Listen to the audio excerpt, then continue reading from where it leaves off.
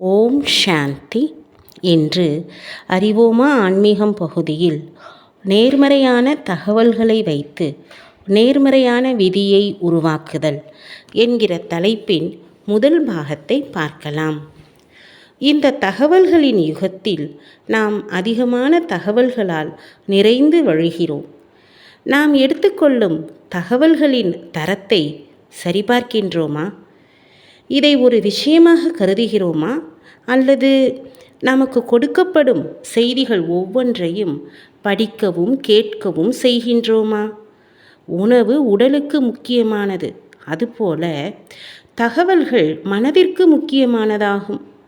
நாம் எடுத்துக்கொள்ளும் ஒவ்வொரு தகவல் துணுக்கும் நமது எண்ணங்களுக்கு ஆதாரமாக விளங்குகிறது. நம்முடைய ஒவ்வொரு எண்ணமும் உணர்வுகளால் பின்பற்றப்படுகின்றது. உணர்வுகள் ஒரு காலகட்டத்தில் மனோபாவமாக மாற்றமடைகின்றன. மனோபாவம் நமது செயலாக மாறுகிறது. மீண்டும் மீண்டும் செய்யப்படும் எந்த ஒரு செயலும் பழக்கமாக ஆகுகிறது. அனைத்து பழக்கங்களும் ஒன்றிணைந்து நமது ஆளுமைத்தன்மையை உருவாக்குகின்றன. நமது ஆளுமைத்தன்மை ஆற்றலை பரப்புகிறது. கர்மத்தின் விதிப்படி எந்த ஆற்றலை நாம் அனுப்புகின்றோமோ அதே ஆற்றல் நமக்கு திரும்பவும் கிடைக்கின்றது. அது நமது விதியாக மாறிவிடுகின்றது.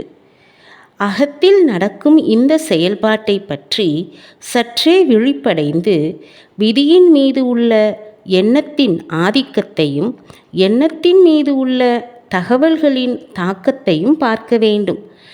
எளிமையான சூத்திரம்: தகவல்கள் இஸ் ஈக்குவல் டு விதி. நம்முடைய வாழ்க்கையின் எளிமையான சில காட்சிகளை எடுத்துக்கொண்டு அதற்கு நாம் எவ்வாறு எதிர்வினை ஆற்றுகிறோம் என்பதை பார்க்கலாம். உங்களுடைய குழந்தை இன்னும் வீடு வந்து சேரவில்லை. அவருடைய அலைபேசி தொடர்பு எல்லைக்கு வெளியே இருக்கிறது. கவலை நிறைந்த மேலும் விபத்து நிகழ்ந்திருக்குமோ என்பது போன்ற எண்ணங்கள் வருவது இயல்புதானே. ஒரு வேலைக்காக நீங்கள் மிக கடுமையாக உழைத்திருக்கிறீர்கள். ஆனால் அதற்கு பதிலாக உங்களுக்கு கிடைத்தது விமர்சனங்கள் மட்டுமே. அப்போது வலி நிறைந்த எண்ணங்கள் இயல்பாக இருக்கிறதா? ஒருவர் ஒரு குறிப்பிட்ட முறையில் உங்களுடன் நடந்து கொள்வார் என்று நீங்கள் எதிர்பார்க்கிறீர்கள். ஆனால் அவர் அதை புரிந்து கொள்ளக்கூட இல்லை. அப்போது எரிச்சல் மற்றும் கோபமான எண்ணங்கள் இயல்பாக வருகிறதா?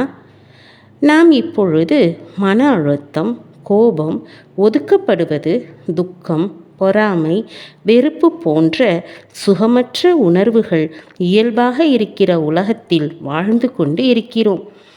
இந்த உணர்வு சங்கிலி நம்மிடம் இருக்கிறது என்றால் அர்த்தம் நாம் கலக்கமடைந்த மனம், நோயுடைய உடல், யுத்தம் செய்யும் உறவுகளை உருவாக்குகிறோம் என்பதாகும். ஓம் சாந்தி.